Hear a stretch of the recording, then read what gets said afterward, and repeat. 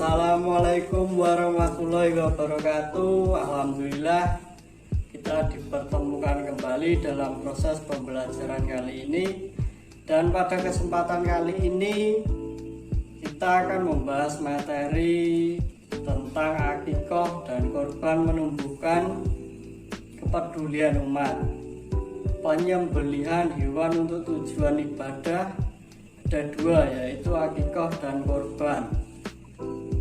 Akikoh menurut bahasa yaitu memutus atau melubangi, dan menurut istilah yaitu menyembelih kambing atau domba sebagai tanda syukur atas lahirnya anak, baik laki-laki maupun perempuan. Akikoh yang paling utama dilaksanakan pada hari ke-7 setelah kelahiran anaknya. Pada hari itu pula seorang bayi dicukur rambutnya dan diberi nama yang baik. Hukum akikoh yaitu sunnah muakkad, atau bisa juga diartikan sebagai sunnah yang sangat dianjurkan. Ketentuan hewan akikoh yaitu kambing atau domba. Untuk anak laki-laki membutuhkan 2 ekor dan perempuan 1 ekor. Syarat kambing untuk akikoh yaitu sehat, tidak kurus, tidak cacat, berumur 1 tahun lebih, atau sudah pernah berganti gigi. Pembagian daging akikoh. Ketentuan pembagian daging akikoh berbeda dengan pembagian daging korban. Dalam hal ini daging akikoh diberikan dalam kondisi yang sudah masak atau sudah matang. Orang tua anak boleh memakannya, menghadiahkan sebagai dagingnya kepada sahabat-sahabatnya. Hikmah pelaksanaan akikoh yaitu 1. Menghidupkan sunnah Nabi Muhammad SAW. Yang kedua, membebaskan anak dari ketergadian.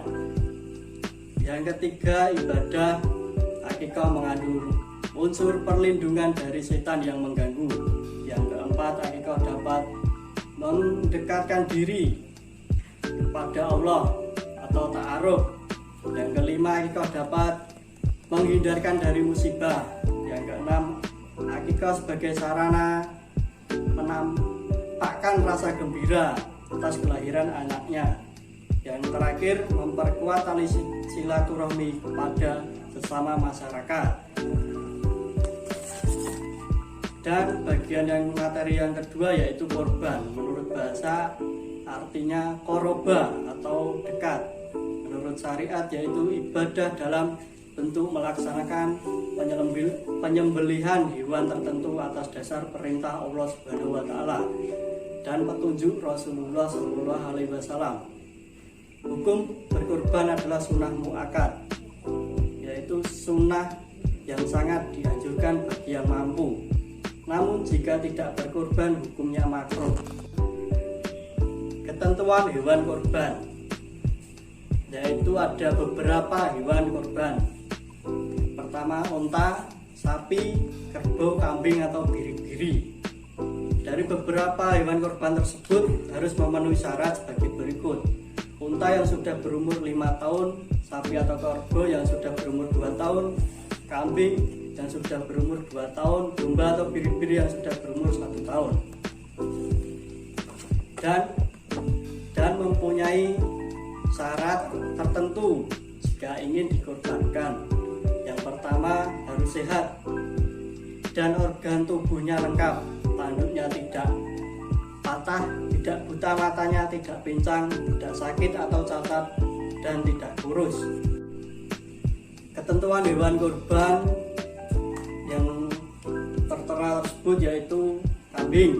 Kambing harus dikorbankan untuk 1 orang. Sapi atau kerbau boleh 7 orang.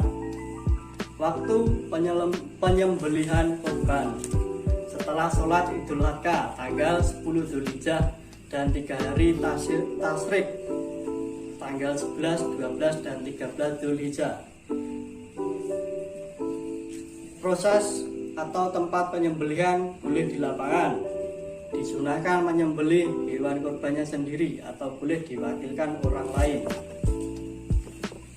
Pembagian daging kurban kepada fakir miskin dalam keadaan masih mentah belum dimasak, yang berkurban boleh mengambil sepertiganya. Hikmah berkurban: yang pertama, menghidupkan sunnah Nabi. Yang kedua, ta'aruf pada Allah Subhanahu wa Ta'ala atau mendekatkan diri kepada Allah. Mengajarkan kepada kita untuk sikap dermawan, mendidik kita untuk peduli kepada sesama. Alhamdulillah, proses pembelajaran kali ini berjalan dengan lancar. Semoga ilmunya bermanfaat. Cukup sekian apa yang dapat saya sampaikan. Wabillahi taufiq wal hidayah. Wassalamualaikum warahmatullahi wabarakatuh.